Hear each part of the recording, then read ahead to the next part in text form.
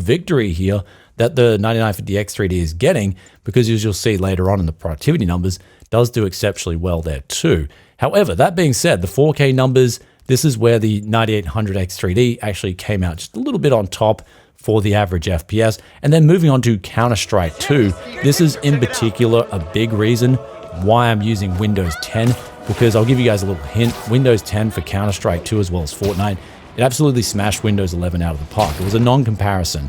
But here's where, in this particular title though, perhaps AMD wanted me to use Windows 11, because Windows 11 actually showed better FPS for when I did the test there for the 9950X3D over the 9800X3D. But at 1080p low settings, here's where you can see the 9800X3D scoring a victory over the 9950X3D, 773 FPS versus 745. Now, up until this point, the 0.1% lows have been quite even across both the CPUs. This is actually a trend that does continue, and it's across all games. So the 0.1% lows are excellent across the 4K, the 1080p numbers.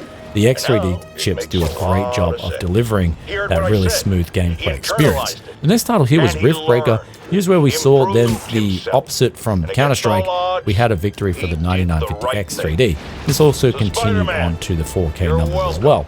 The move on to Baldur's Gate 3, 1080p low settings, we saw a slight edge go to the 9950X3D, and then also at 4K this was also the same scenario. And then the final title that we're pulling up for you guys is Kingdom Come Deliverance 2.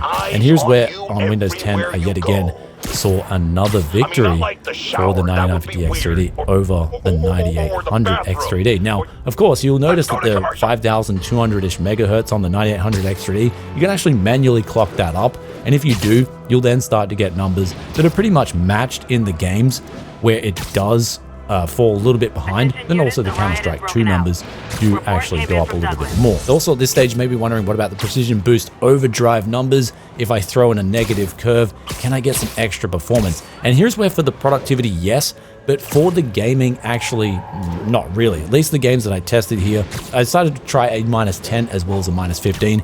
Both these numbers, even though they netted a slightly higher clock speed, it didn't really net us any extra FPS, with Kingdom Come Deliverance, for example, going up to 441 over 439. So the 9950X3D, this time around, it's done a really good job of giving out some impressive numbers, especially versus the last experience I had with the 7950X3D, which was, in a nutshell, just all over the place.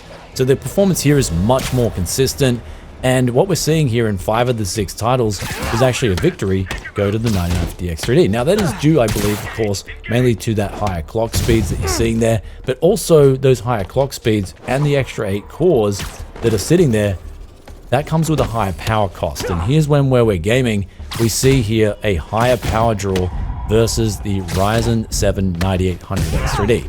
Can actually be quite significant to the point where, especially in Fortnite, even though we're getting a bit more FPS here, we're actually pulling significantly more power from the wall. You can just see that not only in the on-screen power draw, but also with the power draw numbers from the wall. Now granted, we are testing with the RTX 5090 here, which will extract the most performance possible, and in fact the results will be even a little bit more skewed because we're getting higher FPS in Fortnite itself. But still, when we just look at the raw CPU direct... Protect your dreams. Nice job. Thanks. Under our roof. American Family Insurance. They say higher education is outdated, irrelevant, but at Grand Canyon University, we shatter the status quo. GCU's bachelor's, master's, and doctoral education degree programs combine coursework with observational education. GCU gives you hands-on experience so you can learn to lead your classroom with heart, faith, and purpose. This is purpose-driven education. Take action. Find your purpose at Grand Canyon University. Visit gcu.edu.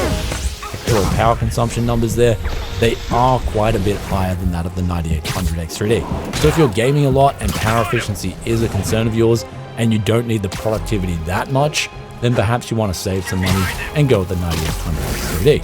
However, let's move on to the productivity benchmarks here, where we've actually got some really impressive numbers coming out of the 9950X3D.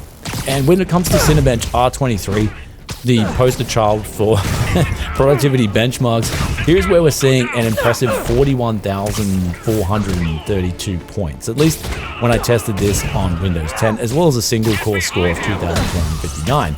Now, this is only a little bit behind the 9950X, the non-X3D